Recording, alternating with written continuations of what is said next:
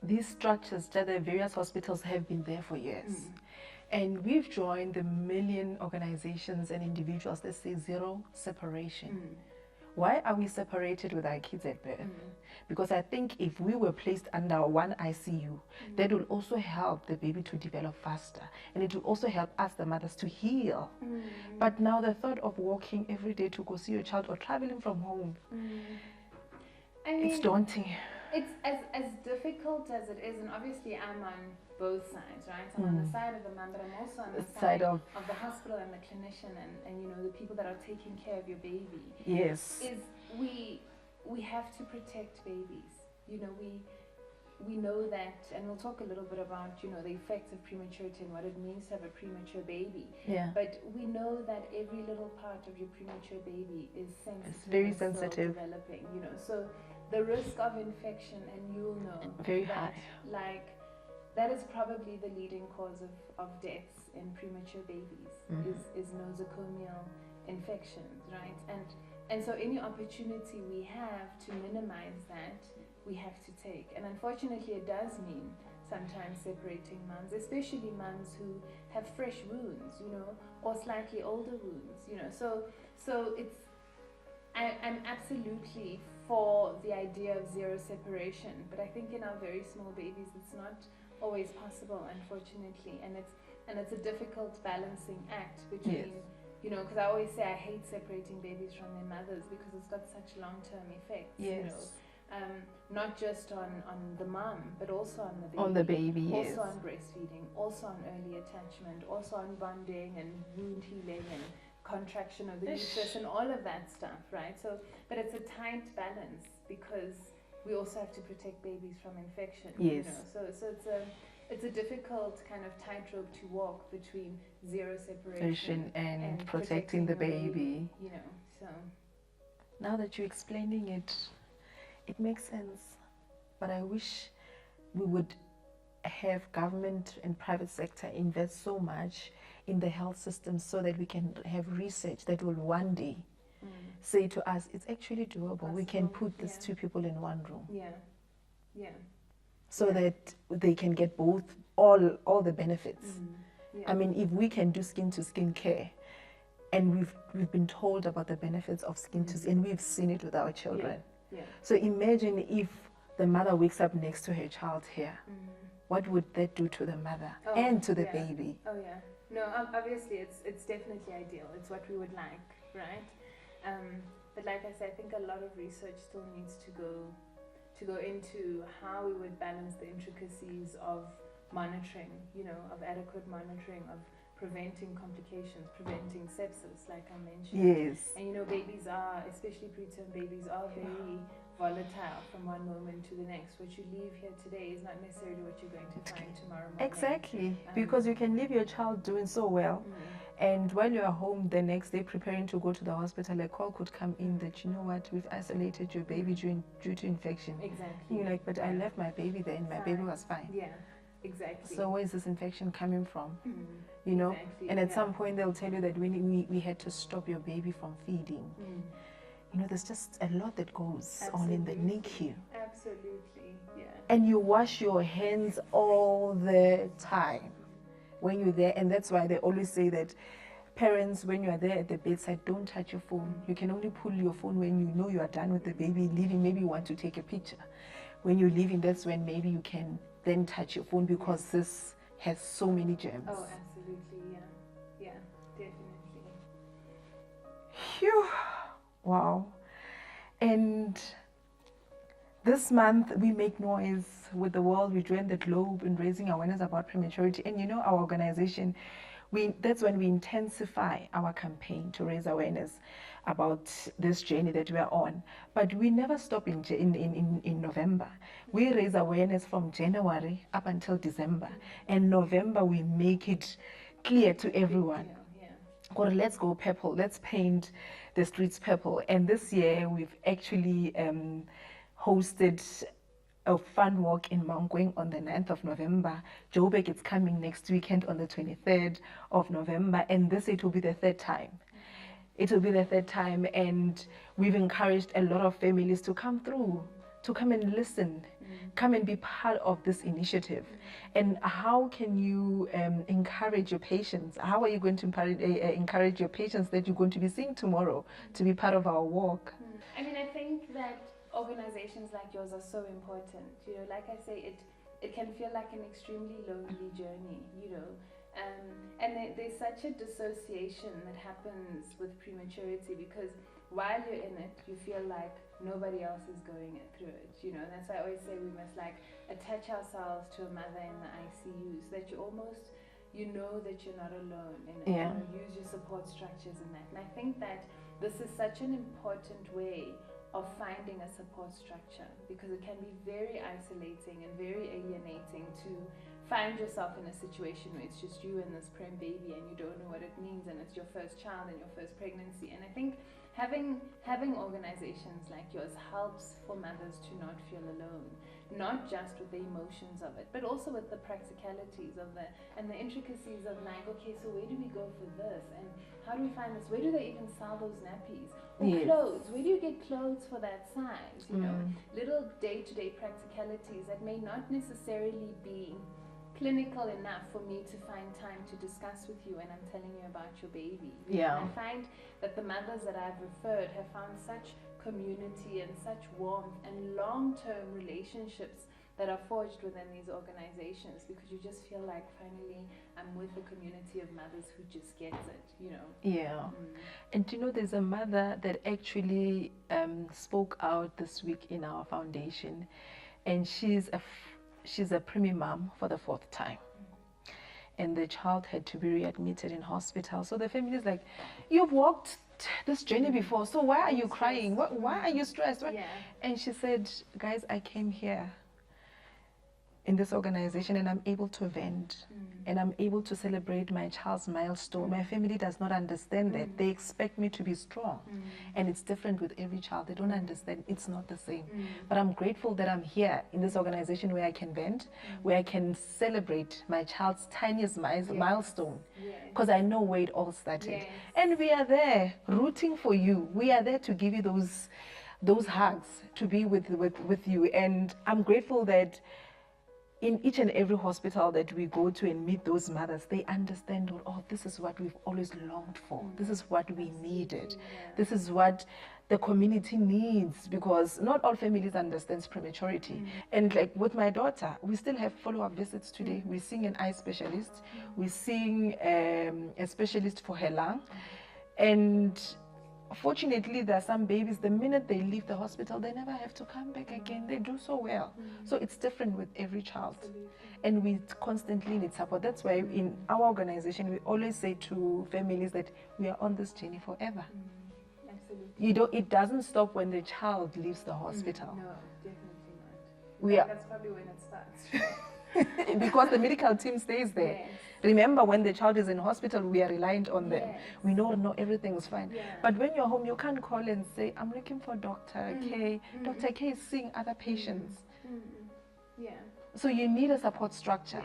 And that's the reason why I felt the need to pay it forward. And I said, there's another family that's going through the same thing. And I need to hold their hand. And they can do the same for others. And I've seen how the organization grew from where we started in 2019. And by the way, we are 5 years this year. Happy birthday. May you grow from strength to strength, and may you continue to be this massive support system for the mothers that you help. And thank you so much for the doctors like yourself, making sure that our children are delivered safely and that they thrive out there, as much as they make us cry in the process. Yes. It's amazing. I've learned so much. I never saw myself working with kids, but something just drawed my attention to everything that had to do with babies. And I find myself at peace after spending time at a hospital, seeing those small people. They are smiling as if they understand what's happening. And when I get home, when I replay all those moments, I'm so fulfilled. I'm happy.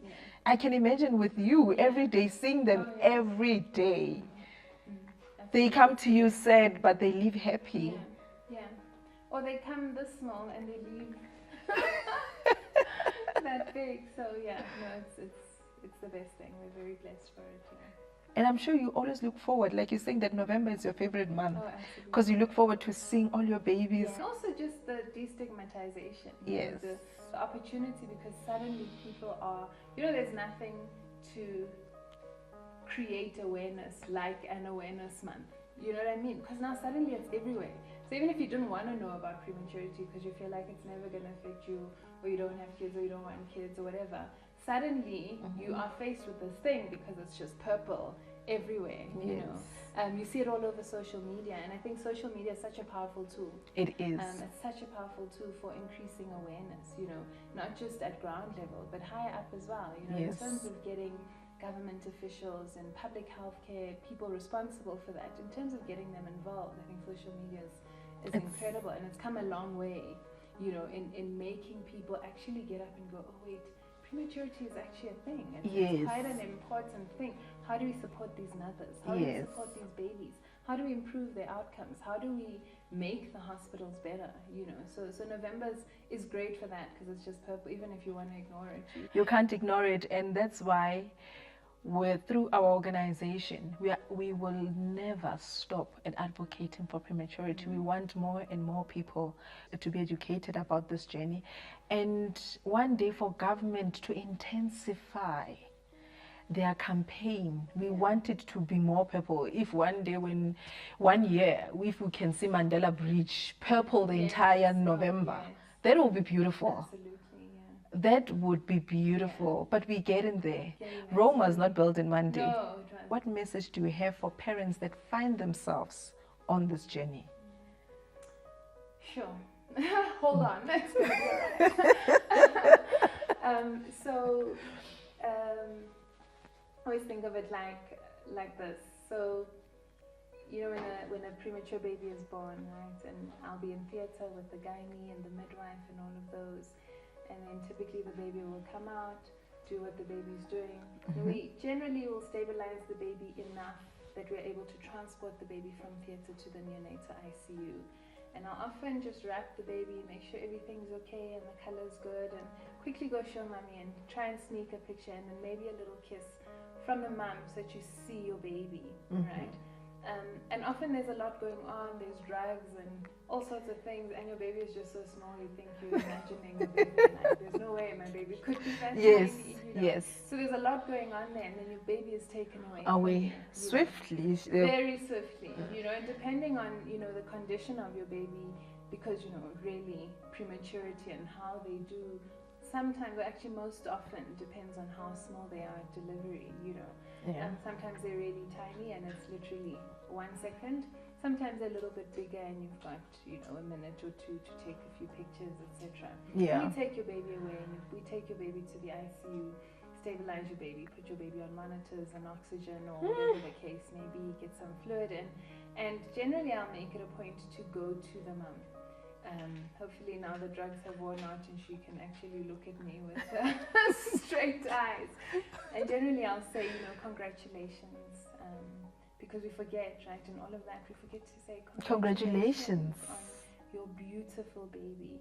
Your baby is small, your baby is this many weeks, and what this means is, right? So prematurity by the name is before maturity. So we know it's before what we call term or 37 completed weeks, right? So that comes with its own set of complications. But I'll often say to the mother, congratulations, you've had this baby. Your baby is this weeks old, and this is what we're doing for your baby. And then I'll say, prepare yourself, right? The baby you saw in theatre is often so different to the baby you're going to see when you get to the neonatal ICU. And as much as I say that, I don't think that that is enough to prepare anybody for the hand washing, the aprons, your baby being wrapped in plastic, the machine beeping endlessly, the monitors, the drips, the lines, the tubes, and it just feels like there are 100 of them, right? There's just and a lot. Even if we were to break them down every single time, I say, this is for the heart, this is to check the oxygen levels, this is to check how fast your baby's breathing, this is to put food in the tummy, this is a drip that goes into the At that moment, you are taking us through, but we're not there. No, of course you're not there. We're not there. and so I always say, like, and I'll tell you again. You're not hearing this, I'll tell you again. And I think that it's extremely terrifying. Yeah. Nothing can prepare you. Nothing. No amount of reading, no amount of Googling, no amount of anything, no amount of research can prepare you for seeing your baby the way you see them in the neonatal ICU the first time you see them. Yeah. And this applies to big babies, term babies that find themselves in the ICU for whatever reason, and small babies with all their complications. So I think allow yourself to take that in, right? Allow yourself to take in, wow, this is actually happening, right? Stay away from search engines. Stay away from social media and all the information or the fake information that comes from there. Stay away. Don't do it. I always say, Mom, let me be your Google. Let me be your TikTok, your Instagram. Let me be your those things to you, because I will tell you about your baby. Your baby, I will not tell you about anyone else's baby. I won't tell you about my own experience. I will tell you about what is happening with your baby, right? So use your support structures. It can be extremely overwhelming, but you use your support structures because those are the things that you're going to need to hold on to. That's the information that we need you to hold on to. Yeah. Prayer support groups like yourselves, your family, your spouse, the people that actually love you and care for you, right? Use those people 100%. It can be a very long journey. It can be and lonely. Even a short journey can feel extremely long, right? But celebrate every single milestone. If you get there and they tell you, today we've gone down from 5 liters of oxygen to 4 liters of oxygen, it is a big deal. Yes. Celebrate every single milestone, because you'll look back and you'll be like, those were actually the big things. Yeah. Those are the things that ultimately led to my baby coming home. Yes. Trust in the process. It's so easy to get into the situation where you suddenly feel like, what is going on? Why are they just keeping my baby here for nothing? Yeah. Why is no one explaining what is happening with my baby? Trust in the process. Every single person that is there in the ICU with you is there for a reason. They are trained, they are capable, and they really want what is best for your baby. So trust in that process. And I think that, you know, ultimately we look back and in retrospect we're like, I'm so grateful for that process. But in the moment you're like, oh hell, no. Yeah. This is no, you know. And I say document because we forget it so quickly. Oh yes. You know, like you look back at that journey and suddenly it feels like it happened a long time ago to someone else, you know. Yeah. Create little communities that will be supportive for you later on. And often the neonatal ICU nurses are actually really good in keeping track and keeping contact with you after the fact. Go back to those places where you've healed from the trauma. Go back and show us, you know, keep us motivated. Like, oh my gosh, how is the person this big? You know, so I think it's all very, very, you know, it comes together in the end, but you almost have to trust and have faith in the process, you know, and really, truly believe. I always say, give us breast milk and pray for your baby. That's all you can do, you know, because ultimately, you have to trust and have faith in that process and believe that you're going to come home with a healthy baby. Stay positive. Absolutely. Because stay positive. There's a lot you could be negative about. You know, speak life into your children. Yes. I'm glad that you as the doctor are saying it, that have a community that supports you. That's so important. And in our support group, we always say that mothers, don't compare your children. They are unique. They present differently. You're encouraging us to celebrate even the tiniest milestone. We are that community. We always say that we are that community that understands that today our child has eaten 50 meals because the child could not even eat any. Exactly. Yeah. So to show that we started from here and this is where we are, it means that we are thriving. We are developing so well. We are getting there. Oh, thank you so much, doctor. We've learned so much from you. And we're grateful for your support, of course. You know, our kids are thriving In our organization, we've got mothers from the hospital, Dr. SK, and some of them are your patients, and they'll be like, Dr. K this, Dr. K that. And we are so grateful. We are so grateful that you've given your heart to saving lives, to ensuring that we've got future leaders. Because Rena, we will age one day, and then who's going to take over? Amen, yeah. And we know how feisty the prince can be. Yeah, they're definitely the presidents of the future, those ones. Exactly, they are going to change things around. Absolutely, I'm sure this research that we want to see happening, it's them that, Yes. that are going to come up with solutions. Absolutely. We want a solutioned nation. Absolutely, yes. Oh, thank you so much. We really appreciate it. We can go on forever. We actually could. We could go on forever, but we're going to end it here for today. And we'll still be seeing more of you, and we'll invite you to lots and lots of programs that we host as the organization. And we continue to pray for strength. Yes. That God gives you strength when you enter theater, when you are in those consultation rooms, so that many and many more children are saved, are healed from the different diseases and sicknesses. Thank you, Doctor. Thank you. And on that note, we thank everybody for tuning in, and we also thank our sponsor, again, Netcare Park Lane and FCP, for ensuring that we have this beautiful venue, many, many more stories being documented. Thank you so much. We really appreciate it.